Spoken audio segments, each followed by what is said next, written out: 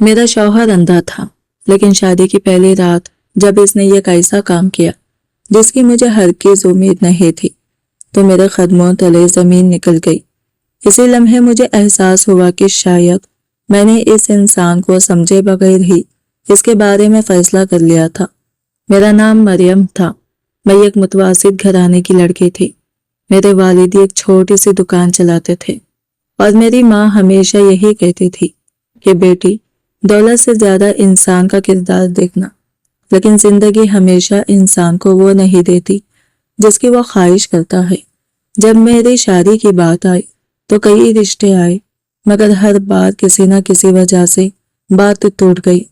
پھر ایک دن امی نے خاموش لہجے میں بتایا، بیٹی، ایک بہت اچھا رشتہ آیا ہے۔ لڑکا پڑھا لکھا، باکردار اور اپنے کاروبار کا مالک ہے، مگر وہ پیدائشی نابینا ہے۔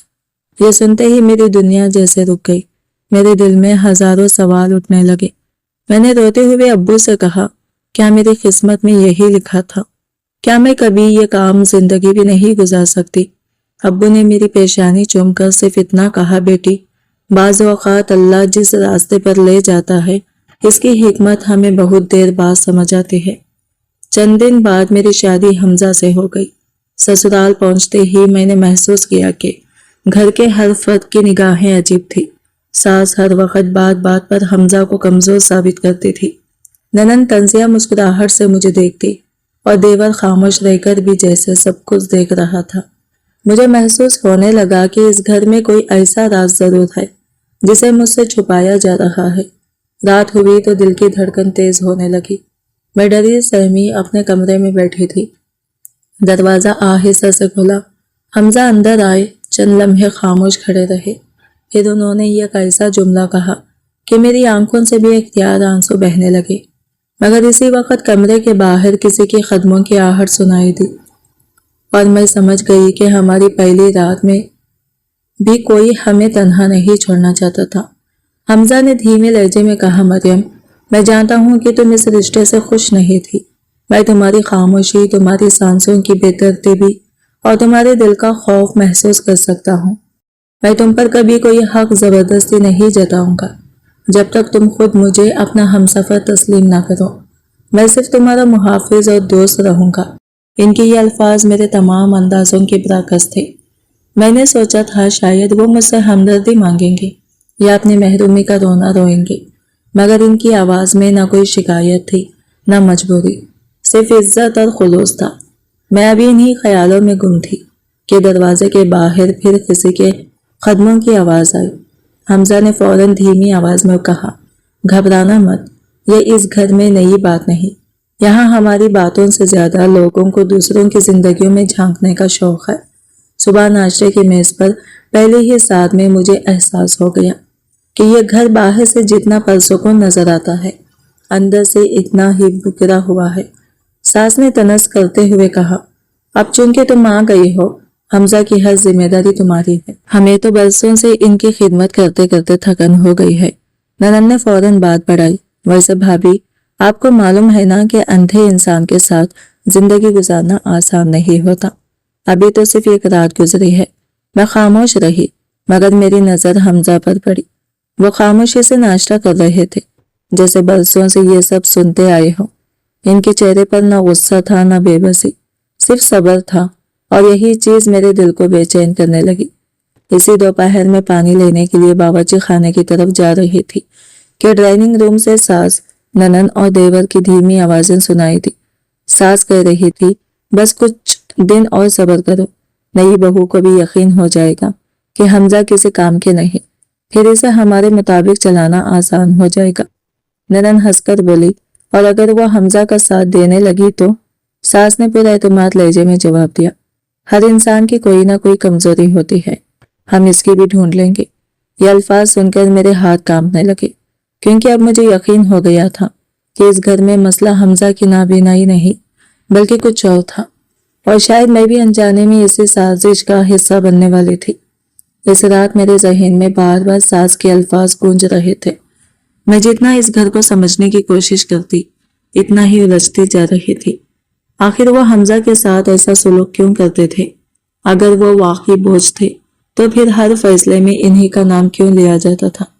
اگلی صبح میں نے ارادہ کیا کہ جلدی اٹھ کر گھر کے کاموں میں ہاتھ بٹاؤں گی۔ فجر کے بعد جب میں باورچی خانے میں پہنچی تو حیران رہ گئی۔ حمزہ پہلے ہی وہاں موجود تھے۔ وہ احتیاط سے چائے بنا رہے تھے اور ساتھ ہی ناشتے کی تیاری بھی کر رہے تھے۔ میں نے گھبرا کر کہا، آپ رہنے دیں، میں کر لیتی ہوں۔ حمزہ مسکرائے اور بولے، مریم، میں آنکھوں سے ضرور محروم ہوں لیکن اپنے ہاتھوں سے نہیں۔ میں برسوں سے اپنے کام خود کرتا آیا ہوں۔ مجھے دوسروں پر بوجھ بننا پسند نہیں۔ اتنے میں ساس اندر آئی۔ انہوں نے جان بوجھ کر اونچی آواز میں کہا، واہ، ابھی 2 دن بھی نہیں ہوئے اور تم نے میرے بیٹے کو پھر کام پر لگا دیا۔ نئی بہو تو آتے ہی آرام کرنے لگی۔ میں کچھ کہنا چاہتی تھی مگر حمزہ نے نہایت احترام سے کہا، امی، مریم کی کوئی غلطی نہیں، میں خود اپنی مرضی سے کام کر رہا ہوں۔ لیکن ساس نے ان کی بات سنی، انسنی کر دی۔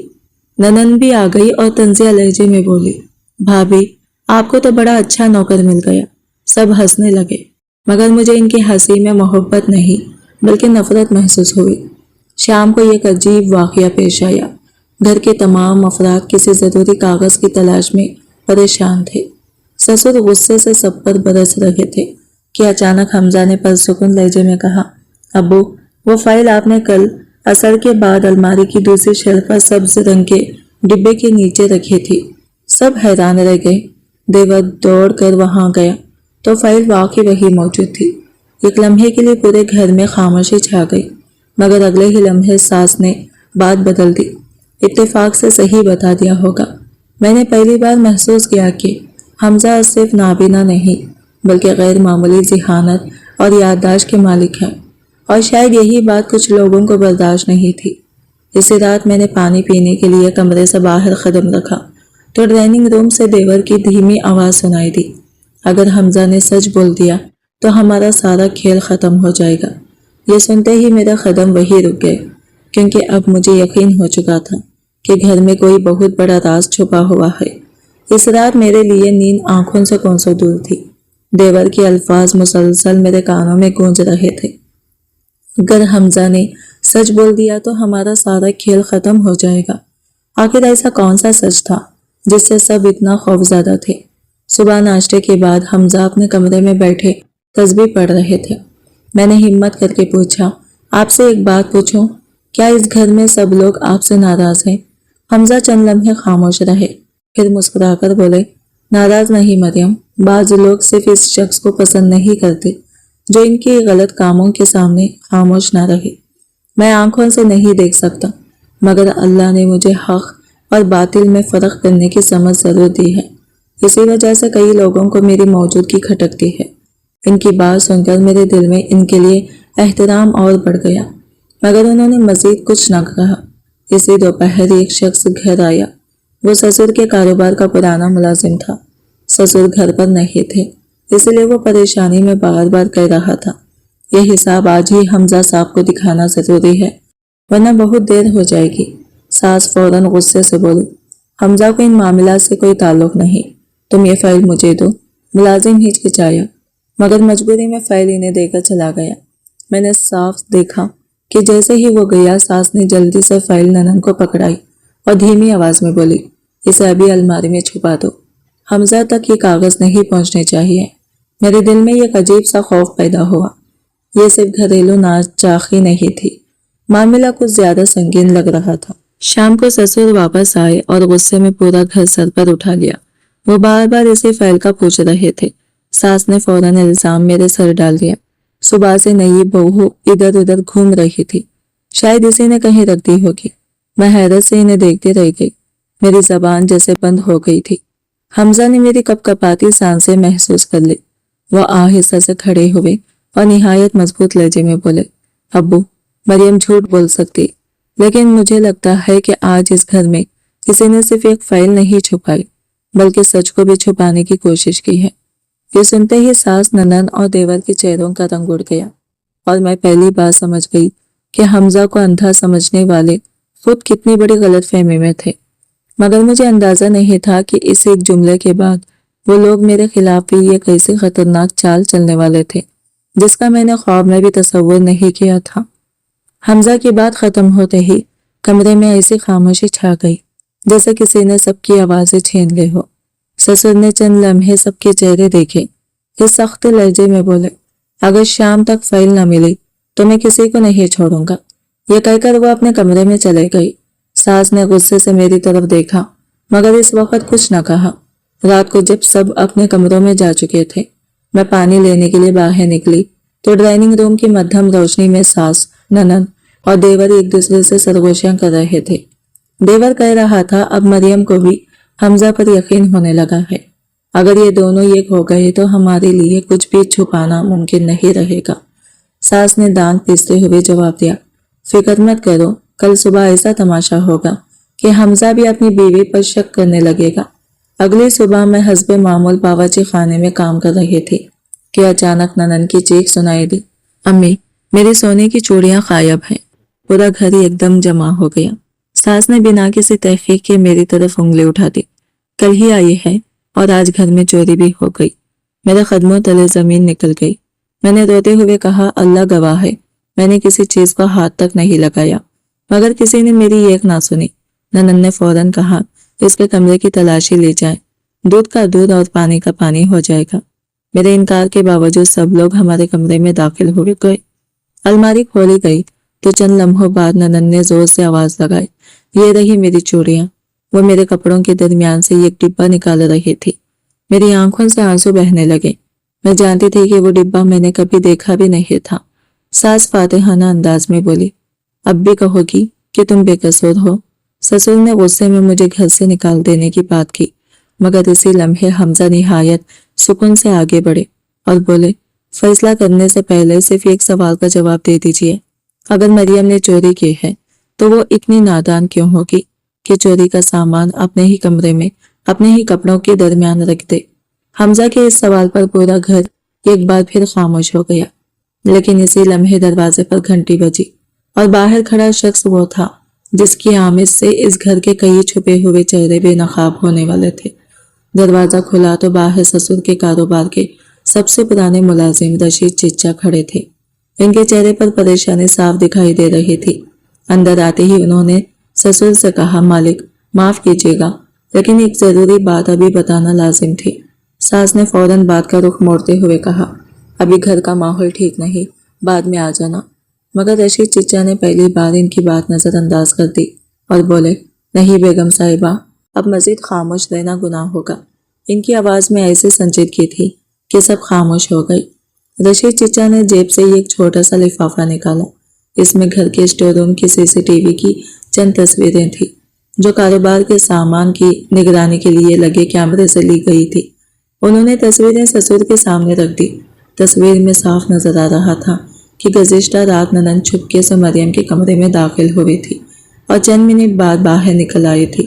میرے ہاتھ کانپنے لگے۔ ساس اور ننند کے چہروں کا رنگ فیکا ہو گیا۔ ننند نے گھبرا کر کہا، یہ جھوٹ ہے، مگر رشید چچا نے آہستہ سے جواب دیا، کیمرہ جھوٹ نہیں بولتا بیٹی۔ سسر نے غصے سے ننند کی طرف دیکھا، مگر اس سے پہلے کہ وہ کچھ کہتے، حمزہ نے نہایت نرم لہجے میں کہا، ابو غلطی جس سے بھی ہوئی ہو، انصاف ضرور ہونا چاہیے، لیکن نفرت سے نہیں، سچ سے۔ میں حیران تھی کہ جس عورت نے مجھ پر جھوٹا الزام لگایا، میرے شوہر اسی کے لیے بھی بددعا کے بجائے انصاف کی بات کر رہے تھے۔ اسی لمحے مجھے محسوس ہوا کہ حمزہ کی اصل طاقت ان کی آنکھیں نہیں، ان کا کردار ہے۔ مگر معاملہ یہی ختم نہیں ہوا۔ رشید چچا نے ہچکچاتے ہوئے کہا، مالک یہ تو صرف ایک بات تھی، اصل مسئلہ تو کاروبار میں ہو رہا ہے، اور اگر آپ نے اب بھی توجہ نہ دی تو برسوں کی محنت برباد ہو جائے گی۔ یہ سنتے ہی دیور کے ماتھے پر پسینہ آ گیا، جبکہ ساس نے فوراً بات بدلنے کی کوشش کی۔ میں نے پہلی بار محسوس کیا کہ گھر میں چلنے والی سازش صرف میرے خلاف نہیں تھی، بلکہ اس کا اصل نشانہ حمزہ تھے، اور اب میں نے دل ہی دل میں فیصلہ کر لیا کہ چاہے کچھ بھی ہو جائے میں اپنے شوہر کا ساتھ کبھی نہیں چھوڑوں گی۔ لیکن مجھے معلوم نہیں تھا کہ اگلے ہی دن مجھے ایک ایسا امتحان دینا پڑے گا جس میں مجھے اپنے شوہر اور اپنے میکے میں سے کسی ایک کا انتخاب کرنا ہوگا۔ اگلی صبح گھر کا ماحول غیر معمولی طور پر خاموش تھا۔ ساس اور ننند مجھ سے نظریں چرا رہی تھی، جبکہ دیور مسلسل فون پر کسی سے دھیمی آواز میں بات کر رہا تھا۔ میں ابھی چائے بنا رہی تھی کہ اچانک میرے موبائل پر ابو کی کال آئی۔ ان کی آواز کانپ رہی تھی۔ بیٹی تم فوراً گھر آ جاؤ، تمہاری امی کی طبیعت اچانک بہت خراب ہو گئی ہے۔ یہ سنتے ہی میرے ہاتھ سے کپ گر کر ٹوٹ گیا۔ میں گھبراہٹ میں رونے لگی۔ حمزہ فوراً میرے قریب آیا اور بولے، پریشان مت ہو، ہم ابھی چلتے ہیں۔ ہم ابھی گھر سے نکلنے ہی والے تھے کہ ساس نے سخت لہجے میں کہا، حمزہ کہیں نہیں جائے گا، آج کمپنی کے چند اہم لوگ آنے والے ہیں، اگر وہ گھر سے گیا تو بہت نقصان ہوگا۔ میں ایک لمحے کے لیے خاموش رہ گئی۔ ایک طرف میری بیمار ماں تھی اور دوسری طرف میرا شوہر، جسے گھر والے جان بوجھ کر اہم موقع پر اکیلا چھوڑ دیتے تھے۔ میں سمجھ نہیں پا رہی تھی کہ کیا کروں۔ تبھی حمزہ نے میرا ہاتھ پکڑ کر کہا، مریم، ماں سے بڑھ کر دنیا میں کوئی رشتہ نہیں ہوتا، تم فوراً جاؤ، میری فکر مت کرو۔ میں میکے پہنچ گئی، لیکن وہاں جا کر حیران رہ گئی۔ امی بالکل ٹھیک تھی، ابو بھی پریشان ضرور تھے، مگر بیمار ہونے والی کوئی بات نہیں تھی۔ میں نے حیرت سے پوچھا، ابھی تو آپ نے کہا تھا کہ امی کی طبیعت بہت خراب ہے۔ ابو نے تعجب سے جواب دیا، میں نے تو تمہیں کوئی فون ہی نہیں کیا۔ میرے جسم میں جیسے بجلی دوڑ گئی۔ میں نے فوراً اپنا موبائل نکالا۔ جس نمبر سے کال آئی تھی وہ اب بند ہو چکا تھا۔ میری سمجھ میں آ گیا کہ مجھے جان بوجھ کر گھر سے دور بھیجا گیا تھا۔ میرا دل زور زور سے دھڑکنے لگا۔ میں نے بغیر ایک لمحہ ضائع کیے واپس سسرال جانے کا فیصلہ کیا۔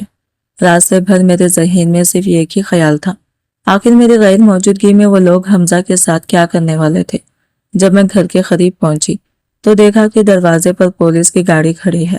گھر کے اندر شور مچا ہوا ہے اور پڑوسی جمع تھے۔ میں دوڑتی ہوئی اندر داخل ہوئی تو میرے قدم وہی رک گئے، کیونکہ حمزہ کے ہاتھ میں ہتھکڑی لگی ہوئی تھی اور ساس اونچی آواز میں کہہ رہی تھی، آج آخر کار اس نے اپنے باپ کے کاروبار کو لوٹنے کی کوشش کرتے ہوئے رنگے ہاتھوں پکڑا گیا ہے۔ میری سانس رک گئی، کیونکہ میں جانتی تھی کہ حمزہ بے قصور ہے، مگر اب انہیں بچانے کے لیے میرے پاس صرف سچ تھا، اور سچ ثابت کرنا آسان نہیں تھا۔ میرے قدم جیسے زمین میں گر گئے، لیکن اگلے ہی لمحے میں نے خود کو سنبھالا اور سیدھا پولیس آفیسر کے سامنے جا کر کھڑی ہو گئی۔ میں نے مضبوط لہجے میں کہا، میرے شوہر بے قصور ہیں، پہلے یہ تو بتائیے ان پر الزام کیا ہے؟ پولیس آفیسر نے جواب دیا، کمپنی کی تجوری سے بڑی رقم اور چند اہم دستاویزات غائب ہیں۔ گھر والوں کا کہنا ہے کہ اس کمرے کی چابی صرف حمزہ صاحب کے پاس تھی۔ میں نے فوراً حمزہ کی طرف دیکھا۔ ان کے چہرے پر پریشانی ضرور تھی، مگر خوف نہیں تھا۔ وہ پرسکون آواز میں بولے، مریم، سچ کو زیادہ دیر قید نہیں رکھا جا سکتا۔ میں نے ایک لمحے کے لیے پورے کمرے پر نظر دوڑائی۔ ساس بار بار آنسو پہنچنے کا ڈرامہ کر رہی تھی۔ ننند جھوٹی ہمدردی کے ساتھ سب کو واقعہ سنا رہی تھی، جبکہ دیور کی نظریں مسلسل جھکی ہوئی تھی۔ اچانک مجھے صبح والا جعلی فون یاد آیا۔ اب ساری کڑیاں ملنے لگی تھی۔ مجھے جان بوجھ کر گھر سے دور بھیجا گیا تھا تاکہ حمزہ کو اکیلا پا کر ان پر الزام لگایا جا سکے۔ میں نے فوراً پولیس آفیسر سے کہا، سر، اگر میرے شوہر نے یہ سب کیا ہے تو پہلے یہ بتائیے کہ انہوں نے رقم اور کاغذات کہاں چھپائے؟ پورے گھر کی تلاشی لی گئی یا صرف الزام لگا دیا گیا؟ آفیسر چند لمحے خاموش رہے، کیونکہ واقعی ابھی مکمل تلاشی نہیں ہوئی تھی۔ اتنے میں رشید چچا تیزی سے گھر میں داخل ہوئے۔ ان کے ہاتھ میں کمپنی کے حسابات کا رجسٹر تھا۔ وہ ہامتے ہوئے بولے، مالک، میں کئی دن سے ریکارڈ دیکھ رہا تھا، رقم آج نہیں پچھلے 3 مہینوں سے تھوڑی تھوڑی کر کے نکالی جا رہی تھی، اور ان تمام چیکوں پر حمزہ صاحب کے نہیں کسی اور کے دستخط ہیں۔ یہ سنتے ہی سسر چونک گئے۔ پولیس آفیسر نے فوراً رجسٹر اپنے ہاتھ میں لے لیا۔ دیور کے ماتھے پر پسینے کے قطرے نمودار ہونے لگے، جبکہ ساس نے پہلی بار نظریں جھکا لی۔ حمزہ نے خاموشی سے سر اٹھایا اور نہایت درد بھرے لہجے میں کہا، ابو، میں نے آپ کو کئی بار سمجھانے کی کوشش کی تھی کہ کمپنی کے حسابات خود دیکھا کریں، مگر آپ نے ہر بار میری بات کو میری نابینائی سمجھ کر نظر انداز کر دیا۔ یہ الفاظ سن کر سسر کی آنکھیں بھر آئی، مگر اس سے پہلے کہ وہ کچھ کہتے، پولیس آفیسر نے یہ ایسا سوال پوچھ لیا جس نے پورے گھر کی فضا بدل دی۔ یہ دستخط کس کے ہیں؟ کیونکہ ابتدائی جانچ کے مطابق یہ گھر کے ہی کسی فرد کے معلوم ہوتے ہیں۔ یہ سنتے ہی دیور ایک قدم پیچھے ہٹا، اور مجھے محسوس ہوا کہ اب برسوں سے چھپا ہوا سچ زیادہ دیر پردے میں نہیں رہنے والا تھا۔ پولیس آفیسر کے سوال کے بعد پورے کمرے میں ایسی خاموشی چھا گئی کہ ہر شخص ایک دوسرے کا چہرہ دیکھنے لگا۔ دیور نے خود کو سنبھالنے کی کوشش کی اور مصنوعی اعتماد سے بولا، صرف دستخط مل جانے سے کوئی مجرم ثابت نہیں ہو جاتا۔ پولیس آفیسر نے سنجیدگی سے جواب دیا، بالکل، لیکن تحقیقات ضرور ہوتی ہیں۔ اتنے میں رشید چچا نے ایک اور فائل آگے بڑھاتے ہوئے کہا، سر، یہ گزشتہ 6 ماہ کی بینک ریکارڈ ہے۔ ہر بار رقم نکلنے سے چند گھنٹے پہلے کمپنی کے کمپیوٹر سے اندراج تبدیل کیا گیا اور وہ لاگ ان صرف ایک شخص استعمال کرتا تھا۔ یہ سن کر دیور کے ہاتھ کانپنے لگے، مگر وہ پھر بھی خاموش رہا۔ سسر نے غصے سے دیور کی طرف دیکھا اور بولے، فیصل، سچ کیا ہے؟ فیصل نے فوراً انکار کر دیا اور الٹا رشید چچا پر الزام لگانے لگا، مگر اسی لمحے کمپنی کے اکاؤنٹنٹ کا فون آ گیا۔ اسپیکر آن کیا گیا تو اس نے صاف الفاظ میں کہا، حاجی صاحب، میں کئی دن سے آپ سے ملنا چاہ رہا تھا، مگر مجھے ہر بار فیصل صاحب منع کر دیتے تھے۔ حسابات میں بڑی گڑبڑ ہے، اور جب بھی میں نے حمزہ صاحب کو بتانے کی کوشش کی، مجھے دھمکی دی گئی کہ نوکری سے نکال دیا جائے گا۔ یہ سنتے ہی سسر کے ہاتھ سے موبائل گر گیا۔ انہیں پہلی بار احساس ہوا کہ جس بیٹے پر وہ اندھا اعتماد کرتے رہے، وہی ان کی محنت لوٹ رہا تھا، اور جس بیٹے کو وہ نابینا سمجھ کر کمزور کہتے رہے، وہی برسوں سے ان کے کاروبار کو بچانے کی کوشش کر رہا تھا۔ ساس نے فوراً بیٹے کو بچانے کی کوشش کی۔ وہ روتے ہوئے بولی، غلطی ہو گئی ہوگی، آخر وہ بھی تو ہمارا بیٹا ہے۔ مگر حمزہ نے نہایت احترام سے کہا، امی اولاد سے محبت ضرور کرے، لیکن اس کی غلطی پر پردہ ڈال کر اسے تباہ نہ کریں۔ انصاف صرف دوسروں کے لیے نہیں، اپنے گھر والوں کے لیے بھی ہونا چاہیے۔ ان کی یہ بات سن کر میری آنکھیں نم ہو گئی۔ یہی وہ انسان تھا جسے سب کمزور سمجھتے تھے، مگر مشکل وقت میں سب سے مضبوط وہی نکلا۔ پولیس آفیسر نے فیصل سے مزید پوچھ گچھ شروع کی تو وہ گھبرا گیا۔ اچانک اس نے غصے میں یہ ایسا راز بتا دیا جسے سن کر سسر کے چہرے کا رنگ اڑ گیا۔ اس نے چیخ کر کہا، میں اکیلا نہیں تھا، یہ سب کچھ امی کے کہنے پر ہوا تھا۔ یہ سنتے ہی ساس جیسے پتھر کی مورتی بن گئی، اور میں سمجھ گئی کہ اب اس گھر کا سب سے دردناک سچ سامنے آنے والا ہے۔ فیصل کے منہ سے یہ الفاظ نکلتے ہی پورا گھر سناٹے میں ڈوب گیا۔ سسر نے لرزتی آواز میں کہا، فیصل، ہوش میں ہو، تم اپنی ماں پر الزام لگا رہے ہو۔ فیصل نے دونوں ہاتھوں سے اپنا سر پکڑ لیا۔ شاید برسوں کا خوف اور بوجھ اب اس سے برداشت نہیں ہو رہا تھا۔ وہ روتے ہوئے بولا، ابو، میں نے شروع میں صرف یہ غلطی کی تھی، لیکن پھر امی ہر بار کہتی رہی کہ اگر حمزہ کاروبار سنبھالنے لگا تو ساری جائیداد اسی کے نام ہو جائے گی اور ہم سب اس کے محتاج بن جائیں گے۔ انہوں نے مجھے لالچ بھی دیا اور ڈرایا بھی۔ آہستہ آہستہ میں اس راستے پر چلتا گیا جہاں سے واپسی ممکن نہیں تھی۔ ساس کی آنکھوں سے آنسو بہنے لگے، مگر اس بار ان آنسوؤں میں پچھتاوا کم اور بے بسی زیادہ تھی۔ وہ سسر کے قدموں میں بیٹھ گئی اور روتے ہوئے بولی، میں نے یہ سب صرف اپنے بیٹے کے مستقبل کے کیا تھا۔ میں نہیں چاہتی تھی کہ ایک نابینا بیٹا گھر اور کاروبار کا مالک بنے۔ مجھے لگتا تھا لوگ ہمارا مذاق اڑائیں گے۔ ان کی بات سن کر حمزہ کے چہرے پر گہرا دکھ چھا گیا، مگر انہوں نے کوئی سخت جواب نہیں دیا۔ چند لمحے خاموش رہنے کے بعد وہ آہستہ سے بولے، امی، مجھے کبھی جائیداد نہیں چاہیے تھی، مجھے صرف اپنا خاندان چاہیے تھا۔ اگر آپ ایک بار مجھ پر یقین کر لیتی تو شاید آج یہ دن نہ دیکھنا پڑتا۔ یہ الفاظ سن کر سسر کی آنکھوں سے آنسو بہنے لگے۔ وہ پہلی بار حمزہ کے قریب آئے، ان کے کندھے پر ہاتھ رکھا اور بھرائی ہوئی آواز میں کہا، بیٹا، مجھے معاف کر دو، میں ہمیشہ تمہاری آنکھوں کی کمی دیکھتا رہا، تمہارے دل کی روشنی کبھی نہ دیکھ سکا۔ میں نے دوسروں کی باتوں پر یقین کیا، لیکن اپنے بیٹے کو نہ پہچان سکا۔ میں نے دیکھا کہ حمزہ نے فوراً اپنے والد کا ہاتھ تھام لیا اور کہا، ابو، اگر گھر ٹوٹ جائے تو جیت کسی کی نہیں ہوتی، ابھی بھی وقت ہے، ہم سب مل کر اسے دوبارہ جوڑ سکتے ہیں۔ حمزہ کی بات نے سب کو خاموش کر دیا، مگر اسی لمحے پولیس آفیسر نے سنجیدگی سے کہا، قانون اپنا کام کرے گا، جرم اگر گھر کے اندر بھی ہوا ہو تو اس کا حساب دینا پڑتا ہے۔ یہ سنتے ہی ساس کے چہرے سے آخری امید بھی ختم ہو گئی، جبکہ فیصل زادو خطا رونے لگا۔ میں نے سوچا کہ شاید اب سب کچھ ختم ہو گیا ہے، لیکن مجھے معلوم نہیں تھا کہ حمزہ یہ کیسا فیصلہ کرنے والے ہیں جو نہ صرف اس گھر بلکہ ہر دیکھنے والے کے دل کو ہلا کر رکھ دے گا۔ پولیس اہلکار فیصل اور ساس کو اپنے ساتھ لے جانے کی تیاری کر رہے تھے۔ گھر میں ہر طرف او بکا مچی ہوئی تھی۔ ننن یہ کونے میں بیٹھی رو رہی تھی، سسر بار بار اپنا سر پکڑ کر بیٹھ جاتے، اور میں خاموشی سے یہ سب دیکھ رہی تھی۔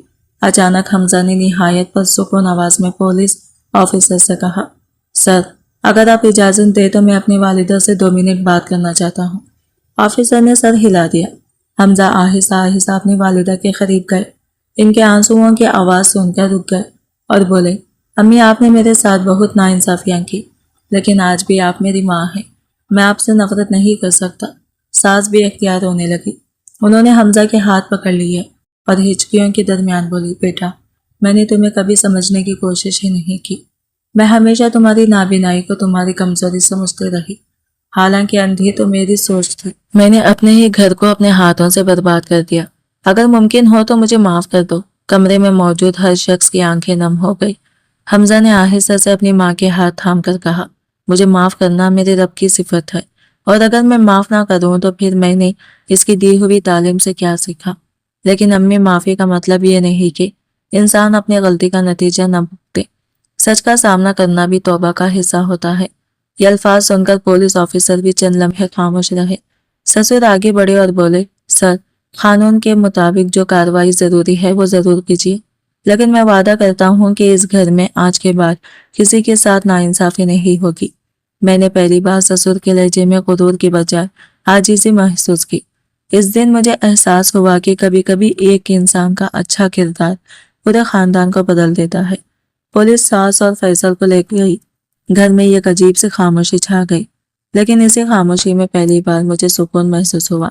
میں نے سوچا کہ شاید اب ہماری زندگی آسان ہو جائے گی، مگر قسمت نے ابھی ایک اور امتحان باقی رکھا تھا۔ شام کو ڈاکٹر کی رپورٹ آئی اور اس رپورٹ میں لکھی یہ خبر نے میرے اور حمزہ کی زندگی کا رخ ہمیشہ کے لیے بدل دیا۔ شام ڈھل چکی تھی، پورا گھر غیر معمولی خاموشی میں ڈوبا ہوا تھا۔ صبح تک جہاں الزام، چیخو پکار اور نفرت کی آوازیں گونج رہی تھی، اب وہاں صرف پچھتاوا اور خاموش آنسو تھے۔ میں چائے بنا کر کمرے میں داخل ہوئی تو دیکھا کہ حمزہ جائے نماز پر بیٹھے اللہ کا شکر ادا کر رہے تھے۔ میں بے اختیار ان کے قریب جا کر بیٹھ گئی۔ میری آنکھوں سے آنسو بہنے لگے۔ میں نے رندی ہوئی آواز میں کہا، حمزہ مجھے معاف کر دیجیے، میں نے بھی آپ کو صرف آپ کی نابینائی سے پہچانا تھا، میں بھی دوسروں کی طرح یہی سمجھتے رہی کہ آپ کمزور ہیں۔ حمزہ نے مسکرا کر کہا، مریم انسان کی سب سے بڑی خوبی یہ نہیں کہ وہ کبھی غلطی نہ کرے، بلکہ یہ ہے کہ اسے اپنی غلطی کا احساس ہو جائے۔ تم نے میرا ساتھ اس وقت دیا جب سب میرے خلاف تھے، میرے لیے یہی کافی ہے۔ اسی دوران دروازے پر دستک ہوئی۔ سسر اندر آئے۔ ان کے ہاتھ میں ایک فائل تھی اور چہرے پر شرمندگی صاف نظر آ رہی تھی۔ وہ حمزہ کے سامنے بیٹھ گئے اور بھرائی ہوئی آواز میں بولے، بیٹا آج میں پہلی بار ایک باپ بن کر آیا ہوں، مالک بن کر نہیں۔ یہ کمپنی کے تمام اختیارات اور ذمہ داریاں تمہارے نام ہیں، کیونکہ آج مجھے یقین ہو گیا ہے کہ اس گھر اور اس کاروبار کا سب سے قابل انسان تم ہی ہو۔ حمزہ نے فوراً فائل واپس ان کی طرف بڑھا دی اور نہایت احترام سے کہا، ابو مجھے اختیار نہیں، آپ کا اعتماد چاہیے، ہم یہ کاروبار مل کر سنبھالیں گے۔ گھر تبھی مضبوط رہتا ہے جب فیصلے ایک دوسرے کا ہاتھ پکڑ کر کیے جائیں، ایک دوسرے کو دھکا دے کر نہیں۔ سسر کی آنکھوں سے آنسو بہہ نکلے۔ انہوں نے پہلی بار حمزہ کو سینے سے لگا لیا۔ میں نے وہ منظر دیکھا تو دل ہی دل میں اللہ کا شکر ادا کیا، مگر اسی لمحے میرا فون بجا۔ ہاسپٹل سے کال تھی۔ ڈاکٹر نے کہا، مریم صاحبہ آپ کی چند روز پہلے کی گئی طبی جانچ کی رپورٹ آ گئی ہے، آپ دونوں کل ضرور آ جائیے، یہ ایک اہم بات کرنی ہے۔ میں گھبرا گئی۔ اگلے دن جب ہم ہاسپٹل پہنچے تو ڈاکٹر مسکرا رہے تھے۔ انہوں نے رپورٹ میز پر رکھتے ہوئے کہا، مبارک ہو، آپ ماں بننے والی ہیں۔ یہ سنتے ہی میری آنکھوں سے خوشی کے آنسو بہنے لگے۔ حمزہ نے دونوں ہاتھ اٹھا کر فوراً اللہ کا شکر ادا کیا، لیکن ہمیں یہ معلوم نہیں تھا کہ اسی ہاسپٹل کے باہر ایک شخص خاموشی سے ہمیں دیکھ رہا تھا اور اس کی آنکھوں میں نفرت پہلے سے کہیں زیادہ بڑھ چکی تھی۔ وہ آہستہ سے بولا، میں نے ایک بار ناکامی دیکھی ہے، دوسری بار نہیں دیکھوں گا۔ اور اس کی یہ بات سن کر مجھے محسوس ہوا کہ ہماری آزمائش ابھی مکمل ختم نہیں ہوئی۔ ڈاکٹر کے کمرے سے نکلتے وقت میری خوشی کی انتہا نہ تھی۔ میں بار بار اللہ کا شکر ادا کر رہی تھی، جبکہ حمزہ خاموشی سے مسکرا رہے تھے۔ انہوں نے آہستہ سے کہا، مریم آج میری زندگی کی سب سے بڑی خوشی یہ نہیں کہ میں باپ بننے والا ہوں، بلکہ یہ ہے کہ میرا بچہ ایسے گھر میں آئے گا جہاں نفرت کے بجائے محبت ہوگی۔ ان کی بات سن کر میری آنکھیں نم ہو گئی۔ میں نے دل ہی دل میں دعا کی، اللہ ہمارے گھر کو ہمیشہ اسی سکون سے آباد رکھے۔ کچھ ہی دنوں بعد ساس اور فیصل کو عدالت سے ضمانت مل گئی۔ وہ گھر تو واپس آ گئی، مگر پہلے جیسے نہیں رہے۔ ساس کے چہرے سے غرور ختم ہو چکا تھا، وہ خاموش رہنے لگی تھی اور ہر وقت اللہ سے استغفار کرتی رہتی۔ ایک دن انہوں نے ہمت کر کے میرے کمرے کا دروازہ کھٹکھٹایا۔ اندر آئی تو ان کی آنکھوں میں آنسو تھے۔ وہ میرے سامنے بیٹھ گئے اور بولی، مریم، میں نے تمہارے ساتھ بہت ظلم کیا، تمہیں چور کہا، تمہاری عزت اچھالی، تمہیں اپنے بیٹے سے دور کرنے کی کوشش کی، لیکن تم نے بدلے میں کبھی بددعا نہیں دی۔ اگر ممکن ہو تو مجھے معاف کر دو۔ میں نے فوراً ان کے ہاتھ تھام لیے اور کہا، امی، گھر معافی سے بنتے ہیں، انتقام سے نہیں۔ اگر ہم ایک دوسرے کو معاف نہ کریں تو یہ گھر پھر کبھی آباد نہیں ہوگا۔ میری بات سن کر ساس پھوٹ پھوٹ کر رونے لگی۔ دروازے پر کھڑے حمزہ یہ منظر سن رہے تھے۔ ان کی آنکھیں تو دنیا نہیں دیکھ سکتی تھی، مگر ان کے چہرے پر ایسا سکون تھا جیسے وہ پرسکون سے اسی دن کا انتظار کر رہے ہوں۔ اسی شام سسر نے پورے خاندان کو ایک ساتھ بٹھایا اور کہا، آج سے اس گھر میں کسی کی عزت اس کی دولت، شکل یا جسمانی حالات سے نہیں، بلکہ اس کے کردار سے ہوگی۔ ہم سب نے ایک بہت بڑی غلطی کی ہے، اب اسے دہرانا نہیں ہے۔ گھر میں جیسے نئی زندگی آ گئی، مگر قسمت کا امتحان ابھی ختم نہیں ہوا تھا۔ اسی رات حمزہ کو کاروبار کی ایک پرانے ساتھی کا فون آیا۔ اس نے گھبرائی ہوئی آواز میں کہا، حمزہ صاحب، فیکٹری میں اچانک آگ لگ گئی ہے، اگر آپ جلدی نہ پہنچے تو برسوں کی محنت راکھ ہو جائے گی۔ یہ سنتے ہی گھر کے سب لوگ گھبرا گئے۔ میں نے بے اختیار حمزہ کا ہاتھ مضبوطی سے پکڑ لیا، کیونکہ مجھے محسوس ہو رہا تھا کہ یہ صرف ایک حادثہ نہیں، شاید کوئی نئی سازش ہمارا انتظار کر رہی تھی۔ فیکٹری میں آگ لگنے کی خبر سنتے ہی پورے گھر میں بے چینی پھیل گئی۔ سسر میں اور حمزہ فوراً وہاں پہنچے۔ فائر بریگیڈ آگ بجھانے میں مصروف تھے اور ملازمین خوفزدہ کھڑے تھے۔ خوش قسمتی سے آگ صرف ایک گودام تک محدود رہی تھی، مگر نقصان کافی ہو چکا تھا۔ حمزہ نے ہر ملازم کی خیریت پوچھی۔ وہ بار بار یہی کہتے رہے، سامان دوبارہ آ سکتا ہے، لیکن اگر کسی انسان کو کچھ ہو جاتا تو وہ نقصان کبھی پورا نہ ہوتا۔ ان کی یہ بات سن کر کئی ملازمین کی آنکھیں بھر آئی، کیونکہ انہوں نے پہلی بار کسی مالک کو اپنے نقصان سے زیادہ اپنے کارکنوں کی فکر کرتے دیکھا تھا۔ تحقیقات شروع ہوئی تو معلوم ہوا کہ آگ حادثاتی نہیں تھی، گودام میں جان بوجھ کر آتش گیر مادہ رکھا گیا تھا۔ پولیس نے سی سی ٹی وی کی فوٹیج دیکھی تو ایک نقاب پوش شخص رات کے وقت اندر داخل ہوتا نظر آیا، مگر چہرہ واضح نہیں تھا۔ میں گھبرا گئی کہ آخر ہمارے دشمن ختم کیوں نہیں ہو رہے۔ تبھی رشید چچا نے ایک اہم بات بتائی، بیٹا، یہ وہی لوگ ہیں جنہوں نے پہلے کمپنی کے پیج سے ہڑپنے کی کوشش کی تھی۔ اب جب ان کا راستہ بند ہو گیا تو وہ کاروبار کو تباہ کرنا چاہتے ہیں۔ اسی دوران فیصل آگے بڑھا، ان کے چہرے پر ندامت تھی۔ اس نے سب کے سامنے سر جھکا کر کہا، ابو، حمزہ بھائی، میں نے بہت گناہ کیا ہے، لیکن اس آگ میں میرا کوئی ہاتھ نہیں۔ اگر آپ اجازت دے تو میں خود پولیس کے ساتھ مل کر اصل مجرم کو تلاش کرنے میں مدد کرنا چاہتا ہوں۔ سسر نے خاموشی سے حمزہ کی طرف دیکھا۔ فیصلہ انہیں کرنا تھا۔ چند لمحے بعد حمزہ نے آگے بڑھ کر فیصل کے کندھے پر ہاتھ رکھا اور کہا، جو انسان اپنی غلطی مان کر بدلنا چاہے اسے ایک موقع ضرور ملنا چاہیے، لیکن یاد رکھو، یہ موقع اعتماد دوبارہ کمانے کے لیے ہے، ضائع کرنے کے لیے نہیں۔ فیصل کی آنکھوں سے آنسو بہنے لگے۔ پہلی بار اس نے اپنے بڑے بھائی کو گلے لگا لیا۔ یہ منظر دیکھ کر ساس بھی رونے لگی۔ مجھے محسوس ہوا کہ اللہ نے اس گھر کو ٹوٹنے سے بچا لیا ہے۔ چند دن بعد پولیس نے اصل مجرم کو گرفتار کر لیا۔ وہ کمپنی کا ایک سابق ملازم تھا جسے مالی بدعنوانی کی وجہ سے برسوں پہلے نوکری سے نکالا گیا تھا۔ اس نے انتقام لینے کے لیے آگ لگائی تھی۔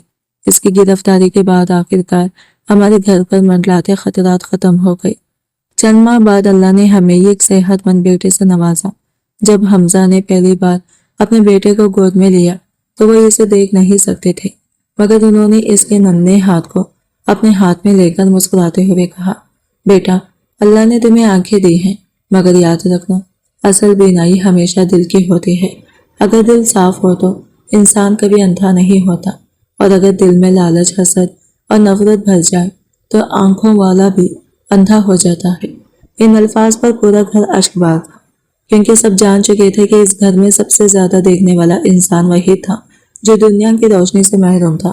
انسان کی عزت اس کی شکل، جسمانی حالات یا دولت سے نہیں، بلکہ اس کے کردار، صبر، دیانت اور اللہ پر بھروسے سے ہوتی ہے۔ یہی خوبیاں ایک بکھرے ہوئے خاندان کو دوبارہ جوڑ سکتی ہے۔ آج کی ویڈیو کہانی آپ کو کیسی لگی کمنٹ کر کے ضرور بتائیے گا، اور ویڈیو اچھی لگی ہے تو لائک شیئر ضرور کیجیے گا اور ہمارے چینل کو سبسکرائب کریں فرینڈس۔ ملتے ہیں اگلے نئی ویڈیو کے ساتھ، تب تک کے لیے بائے بائے، ٹیک کیئر، اللہ حافظ۔